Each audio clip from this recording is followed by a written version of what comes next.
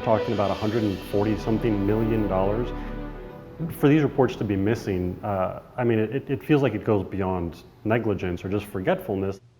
Our investigation uncovers missing performance reports for companies operating under the toll tag system. The Texas Department of Transportation is required to submit reports every year, grading certain companies it hires. The rule became law after lawmakers became concerned with how state dollars are spent.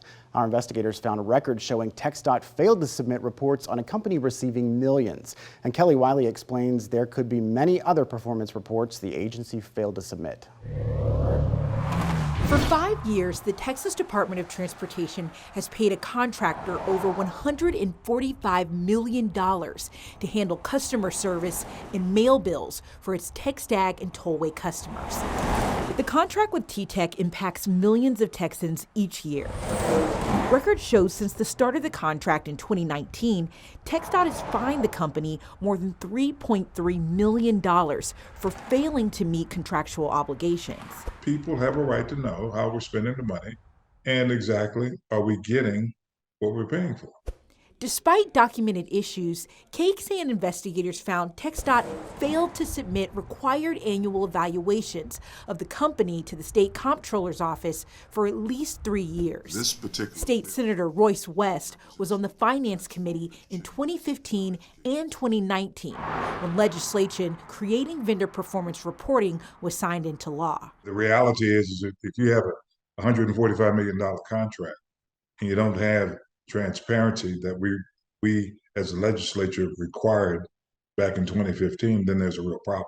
For most contracts valued over $25,000, state agencies are required to grade the company's performance once the work or contract is complete.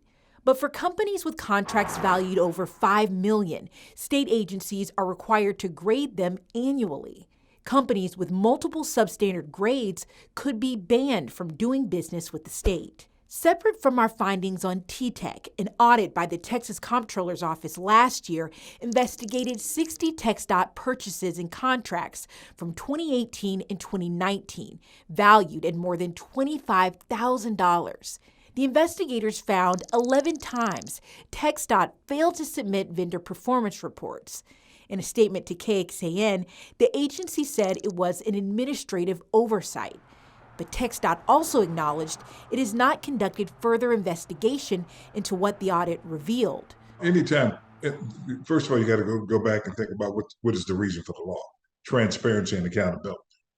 That citizen taxpayers have a right to know how their money is being spent. When you have an agency that's supposed to have processes in place that's not following, it's very concerning. According to TxDOT in the Comptroller's Office, TxDOT was not penalized because there's no penalty for failing to follow the rules. A gap in accountability, according to government watchdog Anthony Gutierrez. It really puts into the spotlight the fact that this law doesn't have any teeth. I mean, there needs to be an enforcement mechanism to make sure these reports are filed, and there has to be a consequence if they're not. TxDOT would not agree to an interview with us, but in a statement, the agency said, "We agree the report should have been submitted on schedule. We acknowledge that, and as we noted, we're taking measures to ensure submissions are on schedule going forward." After our investigators reached out, TxDOT submitted the report for its customer service vendor, TxTag. The agency rated the company's performance with a C. We also heard from TxTag. In a statement, the company said, "Despite the complex nature of our work together, outcomes continue to improve thanks to our strong working relationship. And we appreciate the transparency TxDOT provides." Josh, back to you. Thanks, Kelly. You can see more of our ongoing TxTag coverage online now. Just scan the QR code on your screen. It will take you to our special TxTag Troubles webpage. There you'll find all of our viewer-driven investigative stories. We also have links to our coverage in this week's State of Texas story. That's in the Texas Politics section of our website.